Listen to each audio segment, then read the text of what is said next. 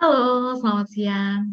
Bapak Ibu sekalian, perkenalkan nama saya Putri Purbasari, saya dosen Fakultas Hukum, dan saya mengampu salah satu dari mata kuliah yaitu Hukum Jaminan.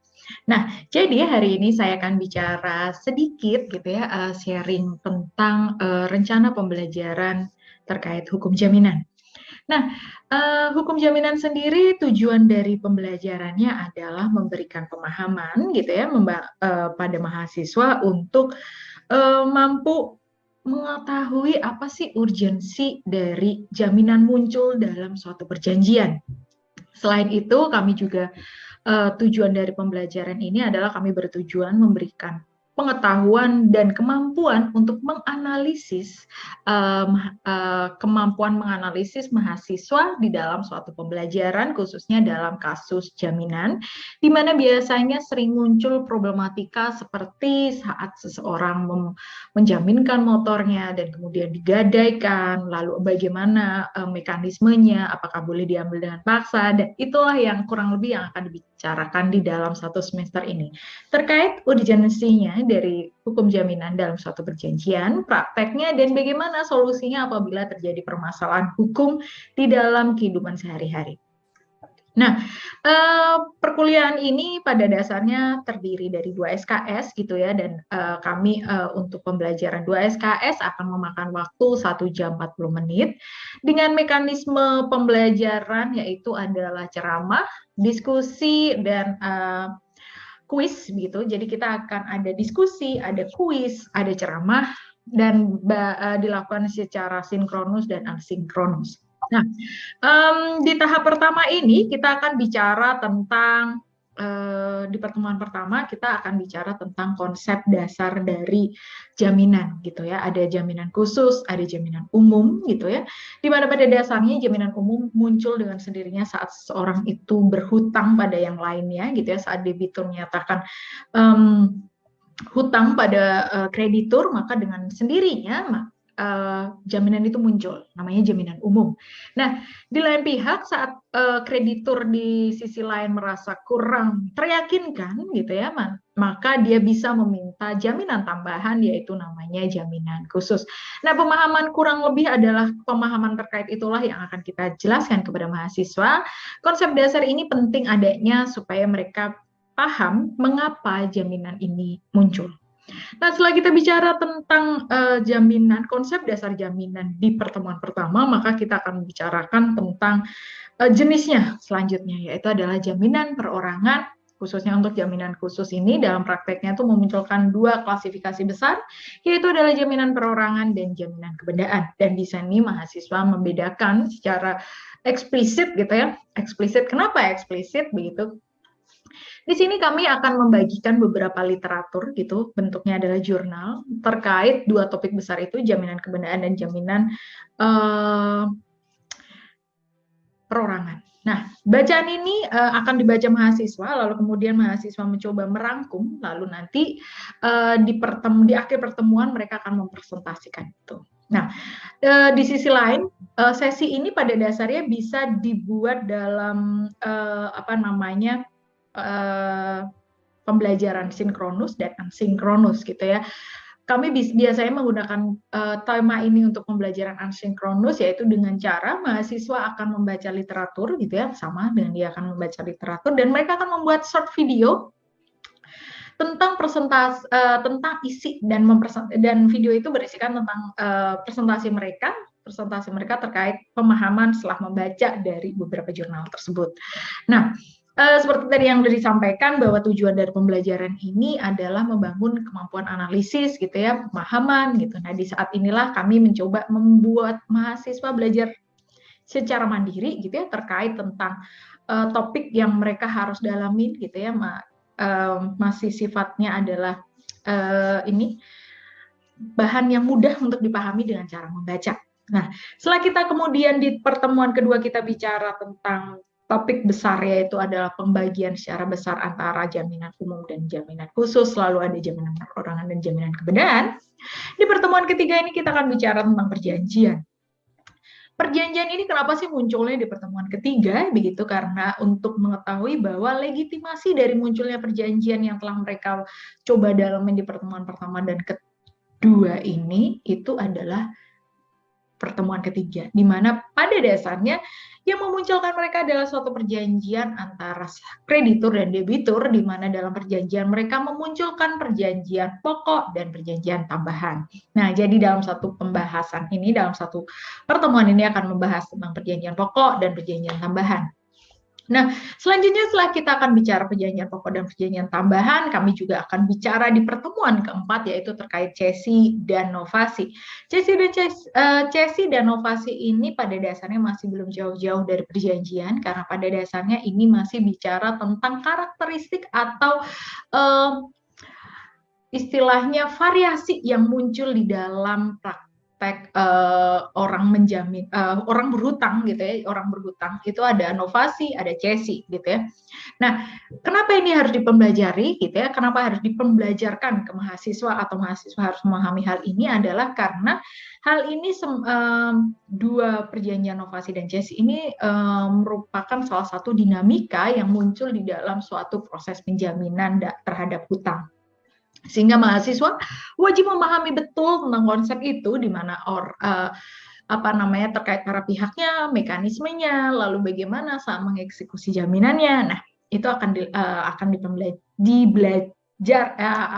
diberikan kepada mahasiswa atau akan dipelajari oleh mahasiswa di sesi 4 ini.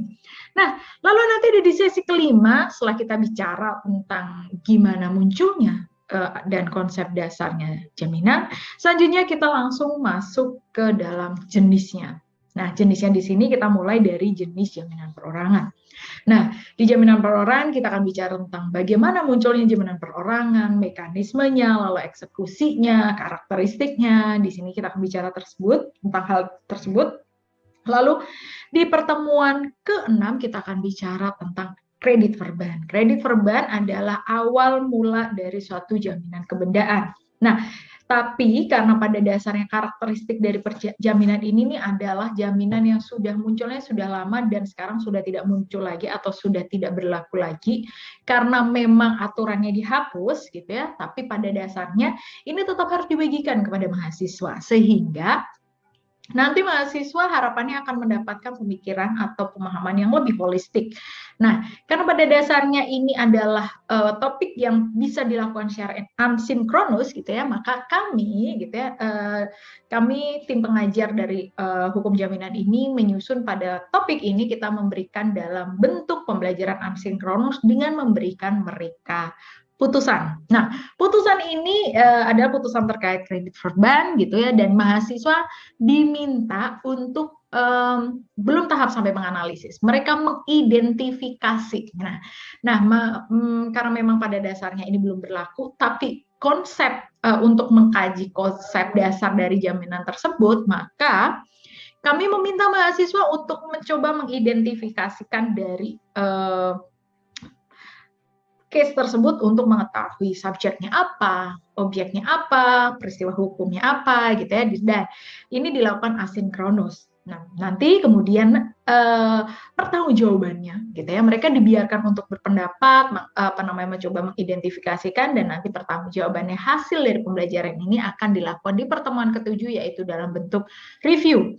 Nah, review ini kita menggunakan media putusan tadi. Putusan ini akan digunakan sebagai media untuk mengkaji apakah secara oral atau secara pemahaman logik mereka sudah cukup memahami tentang konsep dasar dari jaminan tersebut. Nah, setelah kita mengkaji mereka, share knowledge, membekali mereka dari kekurangan yang kita dapat di lapangan, lalu kemudian kita mengassessment kembali dengan cara UTS.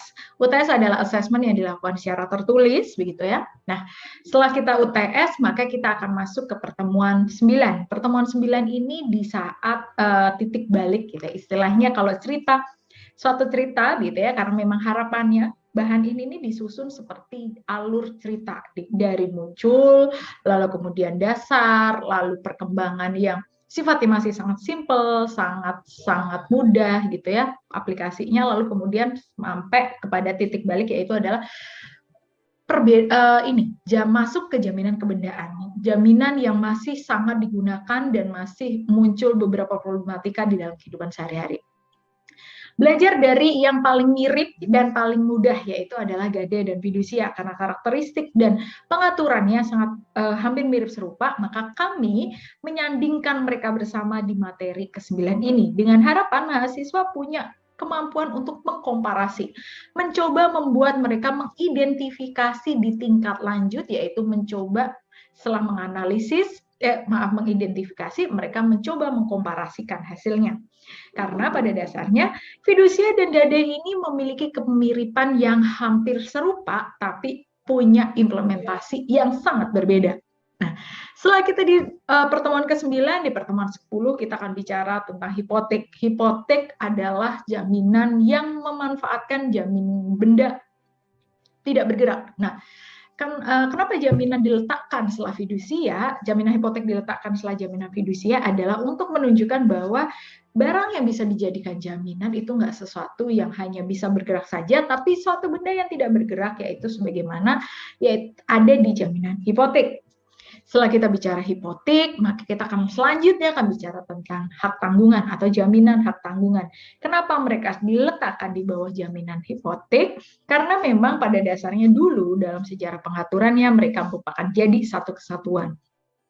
Harapannya adalah mahasiswa dapat melihat secara historical gitu ya, setelah mereka memiliki kemampuan untuk menelaah secara identify, lalu menelaah secara komparasi, lalu kemudian mereka akan melihat secara historical kenapa sih bisa objek hipotek dulunya bisa ada kapal dan tanah, dan dalam perkembangannya mereka dipisah. Nah, dari situ mereka akan mempelajari bahwa ternyata banyak hal karakteristik yang tidak serupa antara hipotek, jaminan hipotek, dan hak tanggungan, sehingga akan mahasiswa dapat tahu urgensinya mengapa mereka ini diatur secara terpisah dalam perkembangannya. Nah, setelah kita bicara tentang hak tanggungan, maka kita masuk ke ranah perkembangan hukum jaminan. Nah, perkembangan hukum jaminan ini harapannya adalah ini adalah titik poin yang kedua, titik balik poin kedua, yaitu adalah bahwa dalam berjalannya hukum itu selalu berkembang sesuai dengan aktivitas kehidupan sehari-hari gitu ya, di mana mahasiswa dapat tahu gitu ya bahwa ternyata benda yang bisa dijadikan jaminan itu nggak hanya sebatas yang diatur dalam KUHP saja gitu ya, atau KUH saja, atau undang-undang yang serupa gitu, namun bisa memunculkan barang-barang yang bernilai lain yang dulu bisa jadi tidak bernilai dan sekarang memiliki nilai yang sangat unvaluable gitu ya, sangat berharga, sehingga dia bisa menjadi suatu jaminan. Nah, dinamika itulah yang diharapkan dipahami mahasiswa, sehingga itu sebabnya kenapa jaminan resi gudang diletakkan di bawah. Nah, ini ada hubungannya dengan pertemuan yang ketiga, yaitu adalah perkembangan tentang mekanisme pinjam-meminjam, yang sebelumnya dilakukan dalam ranah sifatnya adalah tatap muka, tapi bisa dalam perkembangannya menggunakan teknologi, yaitu fintech. Nah, di sini kenapa diletakkan di bawah sendiri? Harapannya mahasiswa saat menelaah ini sudah memiliki pemahaman yang mapan gitu ya terkait jaminan, sehingga mereka akan lebih mudah untuk mempelajari karakteristik dari jaminan baru ini, yaitu jaminan fintech, jaminan dalam hutang piutang, finance teknologi. Jadi perjanjian pinjam meminjam yang dilakukan berbasiskan teknologi. Nah, ini akan dilakukan dengan cara asinkronus gitu ya, karena memang pada dasarnya ini akan menarik saat dilakukan dengan mahasiswa diberi kesempatan untuk mencoba mencari sendiri kasusnya gitu ya. Kasus fintech itu seperti apa? Bagaimana jaminan ini muncul dalam perjanjian? Nah, karena ini sangat dekat dengan kehidupan mereka, mereka akan diberi kesempatan untuk mencari case dan menganalisis kasus ini dengan cara membuat legal opinion. Jadi setelah kita minta mereka mengidentifikasi, lalu mereka menganalisis dan mengkomparasi, ini adalah tingkatan sampai mereka memberikan opini. Nah, di sini mereka akan memberikan opini dan solusi gitu ya, dengan harapan membangunkan pemikiran yang kritis tapi juga solutif untuk permasalahan yang sangat dekat dengan kehidupan sehari-hari mereka. Nah, itu sebabnya kenapa fintech diletakkan di pertemuan ketiga gitu ya. Nah, setelah kita bicara tentang fintech, lalu kita bicara tentang bagaimana prakteknya di pertemuan keempat gitu ya. ke-14 yaitu akhir dari pertemuan ini, kita bicara tentang eksekusi jaminan. Karena kalau kita bicara, kalau diingat di pertemuan pertama kita bicara bagaimana munculnya, maka di akhir cerita ini atau di akhir pertemuan kita bicara bagaimana jaminan ini berakhir. Salah satunya adalah dengan eksekusi jaminan, di mana eksekusi jaminan ini dilakukan dengan lelang, lalu akan ada proses pembelajaran terkait lelang, faktor lelang, sehingga mahasiswa tahu betul bagaimana jaminan ini muncul, urgensinya jaminan ini muncul sebagai mekanisme pelunasan atas hutang debitur. Nah, kurang lebih itulah yang akan dipelajari mahasiswa dalam satu semester. Halo, selamat siang semuanya. Selamat bergabung di kelas hukum jaminan di pertemuan pertama. Seperti yang teman-teman sudah tahu, jadi sistem pembelajaran kita adalah diskusi aktif gitu ya, diskusi aktif kayak apa. Nah, kita akan membahas topik yang akan kita akan membahas satu tema yang kita akan bahas dalam satu pertemuan ini gitu ya. Dan saya lebih suka dengan cara diskusi. Nah, materi diskusinya adalah dengan menyimak video berikut ya. Teman-teman dipersilahkan untuk melihat video ini gitu ya, diresapin setiap pengetahuannya. Nanti kemudian kita akan coba diskusi apa yang teman-teman dapat dari video berikut. Nah, coba saya putar ya. Silahkan disimak videonya. Jadi, video hari ini itu kita akan bicara tentang konsep dasar dari jaminan gitu ya, karena hari ini kita adalah hukum jaminan gitu ya, kita akan bicara tentang konsep dasar kenapa sih hukum jaminan itu muncul, unsur-unsurnya apa, pengertiannya apa yang membedakan jaminan dengan anggunan gitu ya, kalau teman-teman sekalian sering dengar gitu ya, apa sih anggunan sama nggak sama jaminan. Nah, jadi hari ini kita akan bicara itu, akan diskusi tentang itu gitu ya. Jadi sebelum kita memulai diskusinya, mari kita coba simak bahan diskusi kita pada pertemuan hari ini. Oke, dipersilakan untuk menyimak teman-teman sekalian. Kali ini kita akan belajar tentang hukum jaminan. Karena ini adalah pertemuan pertama, jadi kita akan masuk ke dalam bab pendahuluan hukum jaminan. Apa saja yang akan kita pelajari di dalam bab ini? Yaitu adalah istilah, definisi, dan pengertian, sejarahnya. Yang ketiga adalah ruang lingkup dari hukum jaminan, yang terakhir adalah pengaturan hukum jaminan di Indonesia. Kita ke poin pertama, yaitu kaitannya tentang istilah, definisi, dan pengertian. Di dalam hukum jaminan kita akan mendengar istilah jaminan dan juga akan mendengar istilah agunan. Lalu, apa itu jaminan? Jaminan ini berasal dari bahasa Belanda yaitu zekerheid atau kausi. Yang berarti di sini bank atau kreditur itu memiliki cara untuk menjamin dipenuhi tagihannya oleh siapa? Oleh si debitur terhadap apa yang pernah mereka perjanjikan sebelumnya. Jadi dapat disimpulkan cara kreditur untuk menjamin dipenuhi tagihannya selain berkaitan dengan pertanggungjawaban umum debitur terhadap barang-barangnya. Sedangkan ketika kita membicarakan agunan, di sini berkaitan dengan si debitur itu memberikan jaminan tambahan kepada bank selaku kreditur yang nanti bank atau kreditur ini akan memberikan fasilitas kredit atau pembiayaan kepada si debitur. Maka dapat kita sebutkan jaminan ini adalah kepercayaan bank terhadap nasabah, sedangkan agunan ini adalah benda atau barang yang dijadikan jaminan oleh debitur kepada si kreditur.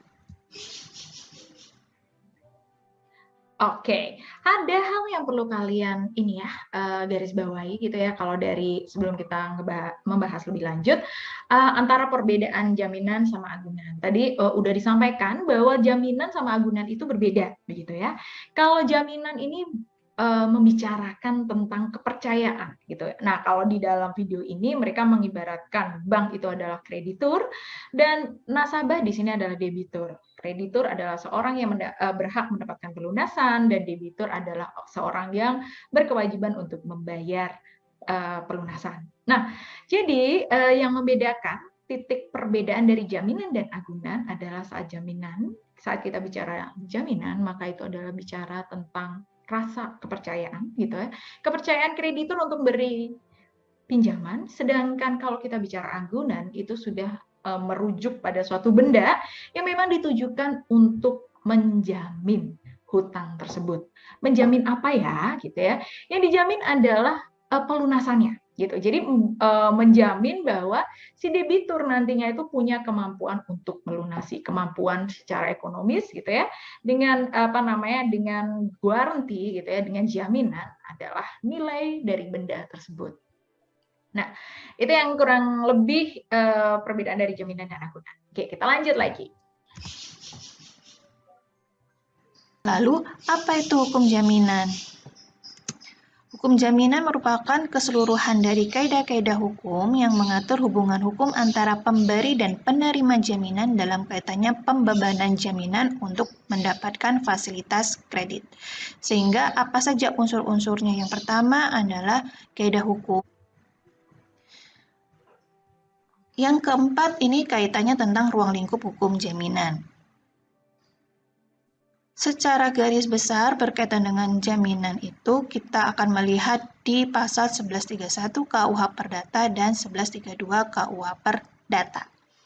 Di dalam 1131 KUH Perdata ini, ketika kita membaca pasal tersebut akan disimpulkan bahwa ini mengatur terkait dengan jaminan umum, yaitu semua harta dari si debitur diberikan untuk kepentingan kreditur. Sedangkan 1132 itu akan membicarakan terkait dengan jaminan khusus, yang mana ada dua, kebendaan dan perorangan. Di sini yaitu kaitannya tentang benda-benda tertentu milik debitur untuk kreditur tertentu. Oke, nah hold di sini dulu. Kalau teman-teman perhatikan ada 1131, pasal 1131 dan 1132 itu kalau dalam istilah saya adalah dua pasal sakti gitu ya. Pasal yang benar-benar sangat menjadi bekal utama gitu ya untuk mengarungi satu semester ini gitu ya. Kenapa kok bisa gitu ya? Karena pasal ini itu adalah pasal yang menjadi dasar hukum dan dasar pola pikir mekanisme jaminan tersebut. Kok bisa gitu ya? Kalau teman-teman simak di 1131 menjelaskan tentang jaminan umum. Jaminan umum menjelaskan tentang suatu benda atau harta kekayaan dari debitur itu secara otomatis akan menjadi jaminan atas hutangnya. Jadi artinya kalau dalam bahasa kita gitu tuh artinya adalah saat seorang itu udah deal gitu ya dengan kreditur dan debitur sudah deal, mereka itu tanpa harus disampaikan secara eksplisit, si debitur itu sudah secara automatically atau secara serta-merta menjanjikan harta yang dia miliki baik sekarang ataupun yang akan datang untuk pelunasan atas hutangnya. Jadi jaminan umum ini walaupun nggak usah disampaikan, dia pada dasarnya muncul dengan sendirinya sejak mereka antara kreditur dan debitur sepakat terjadi meminjam gitu ya. Nah, sedangkan 1132 namanya juga khusus. Khususnya di bagian mana? Khusus yang dimaksud di sini adalah khusus menunjuk suatu benda atau khusus menunjuk suatu benda milik orang lain gitu ya. Jadi ada suatu perbuatan yang kayak directly menunjuk saya mau tanah ini sebagai jaminan, atau saya mau rumah itu sebagai jaminan, atau saya mau motor itu sebagai jaminan. Sifatnya adalah tambahan. Ingat, sifatnya adalah tambahan.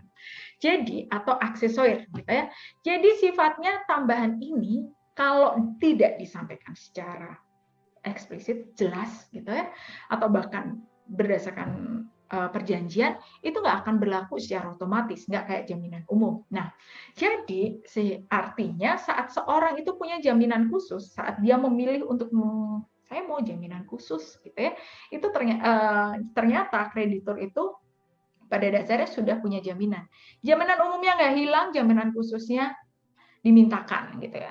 Nah, kalau jaminan khusus ini tiba-tiba gitu kan, kalau khusus itu kan khusus menunjuk satu benda. Nah, ternyata bendanya tuh tiba-tiba hilang gitu ya, hilang atau musnah atau apapun gitu ya. Nah, maka kondisinya dia akan kembali ke fitri ya, kembali ke fitri. Maksudnya kembali ke jaminan umum. Bukan berarti saat seorang memilih jaminan khusus maka jaminan umumnya hilang. Enggak, jaminan umumnya akan terus mengikuti. Nah, yang akan kita pelajari lebih lanjut, lebih detail nanti adalah terkait prakteknya jaminan khusus ini. Karena khusus, jadi ada special treatment, ada special mechanism yang mungkin kita perlu pelajarin dalam satu semester ini. Gitu. Oke, kita lanjut ya. Maksudnya apa? Nanti kita akan bahas lebih lanjut di pertemuan selanjutnya.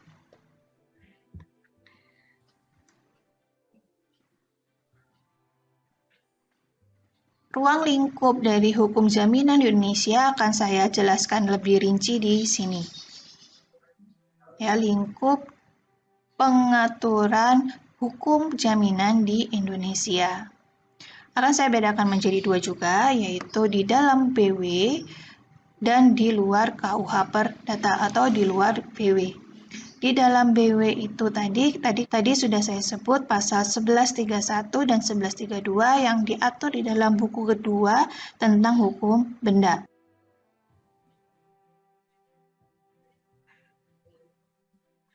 Sedangkan berkaitan yang lebih khusus lagi, gadai, hipotek, itu diatur di dalam buku ketiga hukum perikatan. Sedangkan di luar BW ini berarti aturan-aturan yang telah dibuat oleh negara Indonesia sendiri ya, ada UPA, Undang-Undang Hak Tanggungan, Jaminan Fidusia, Undang-Undang Pelayaran, dan Undang-Undang Penerbangan. Dengan adanya ini tadi, bahwa kita tahu apa yang diatur di dalam KUH Perdata itu sudah tidak berlaku lagi ketika memang sudah diatur secara khusus di luar KUH Perdata. Oke, nah apa sih yang dimaksud kalau sudah tidak berlaku lagi, kalau tidak diatur kalau sudah diatur undang-undang khusus? Artinya gini, kalau teman-teman sekalian tadi menyimak gitu ya, ada namanya yang diatur di dalam BW dan nggak diatur dalam BW. Artinya apa gitu ya? Artinya untuk hal-hal tertentu yang terkait fidusia, hak tanggungan, pelayaran sama penerbangan, hipotek gitu ya, itu diatur secara khusus gitu. Jadi BW posisinya adalah pelengkap gitu. Nah, jadi misalnya kalau di fidusia itu sudah mengatur hal tertentu terkait jaminan fidusia, maka dia akan menggunakan undang-undang fidusia gitu. Yang undang-undang BW tidak gitu. Karena apa? Karena itu adalah salah satu penerapan dari kalau teman-teman ingat ada 3 asas besar dalam pemberlakuan undang-undang atau pemberlakuan hukum gitu ya, yaitu yang salah satunya adalah lex specialis derogat generali, yang spesial akan mengesampingkan yang peraturan yang umum. Nah, ini adalah salah satu bentuk contoh praktek yang terjadi antara yang dimaksud antara hukum yang berlaku saat ini itu dengan KUH PER gitu. Kedua-duanya masih berlaku, cuma karena KUH PER ini sifatnya lebih umum gitu ya, maka dia akan dikalahkan dengan yang sifatnya lebih khusus. Nah, oke, jadi itu kurang lebih yang akan kita bahas selama satu semester ini gitu ya. Terus lalu ini adalah ruang lingkup yang akan kita bicarakan dan basic knowledge atau pengetahuan dasar yang perlu kalian tanamkan dulu, yang perlu kalian jadikan bekal gitu untuk mengarungi satu semester ini. Nah, kalau tadi sudah nyimak video, mendengarkan saya menyampaikan beberapa informasi, saya ingin memastikan teman-teman sekalian yang ada di rumah ini tidak ketiduran, maka saya akan membagikan sedikit kuis gitu ya, sehingga memastikan teman-teman sekalian tadi itu menyimak gitu ya, menyimak si Mbak tadi udah cerita apa aja, terus saya udah ngobrol dan spoiler apa aja tentang hukum jaminan. Nah, oke, kalau teman-teman sekalian lihat di general, saya udah membagikan link gitu ya. Link ini untuk apa gitu ya? Link ini untuk menanyakan terkait beberapa pertanyaan yang pada dasarnya udah didapat dari informasi di atas tadi gitu ya. Di link assignment ini silakan diklik gitu ya, udah saya bagikan di Teams gitu. Nah, saya kasih waktu sekitar 30 menit